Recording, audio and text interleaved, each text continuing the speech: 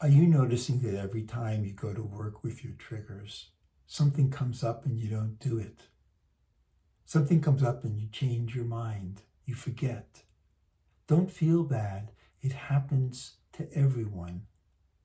And it happens because there's something about our mindset of what triggers are that keeps us from getting to it and working with it and being afraid to work with it.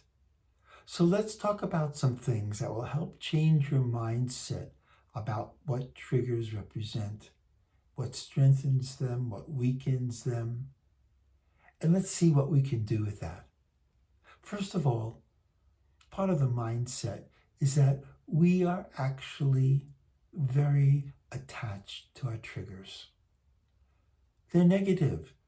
They hurt us. They make us feel bad, but we're still attached to them because of years of growing up and training ourselves to fight, to run away, to make excuses, to not feel.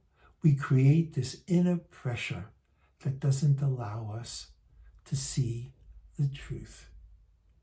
Eventually, we begin to deny that they even exist. And another aspect is avoidance. Avoidance is the gatekeeper of our triggers. We avoid feeling what we felt because we think that our wounds are going to hurt us like they did in our younger lives. Certainly not true. But the damaging part of that is the avoidance keeps making us feel that our triggers are insurmountable. Dealing with it our whole life, we've never gotten over it. There's this inner voice of saying, is this as good as it's going to get? And not only that, avoidance keeps us from recognizing and seeing the natural, beautiful resources that we have within our mind and body to heal our triggers. Why is it that some people can do it and others can't? We all come into this world with the same mechanics. It's because of avoidance. So, let's take a look at memory. What does memory do?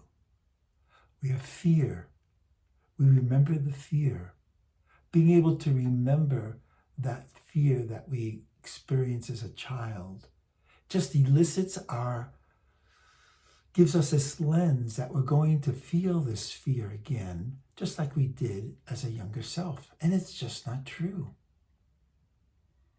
And the fear causes the avoidance to get stronger and stronger. And therefore, we realize that no matter how many courses we take, how many books we read, we still avoid working on our triggers, don't we? We make all these big promises to ourselves. I'm going to do this when the trigger comes. I'm not going to do that. Make promises to ourselves, to our loved ones, and we never keep them. Avoidance. So when we understand the formula, fear, memory, avoidance, denial, we can now begin to look at it from a point of view that I don't need to be afraid. I am no longer that child. I'm a grown adult. I can say no. I can choose something else.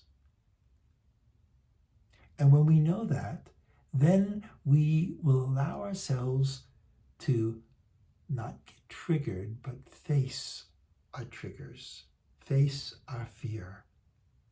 And when we face our fears and move through them and feel them in our body and allow our mind to have the satisfaction to know I'm reacting to a trigger that is not real. It might have been real when I was young, Might have been real 2 years ago, 10 years ago, 20 years ago, but it's not real right now. Of course, if you're in the woods and a bear is running after you, you better run like heck. That's real. But most of the time, our triggers are lenses that we see through the eyes of our young, wounded personality. And once we can get through that, and the mind can say, I can do this, our mind begins to heal. When we feel the sensations in the body and invite them and allow them to release, and the body releases, we'll feel better. The triggers will leave. The reactions will leave. Memories won't leave. We'll always remember what our wounds were, but we will no longer react to them. We will no longer be not in control of them. I remember that, but it no longer triggers me. So, see you in the next video. Take care.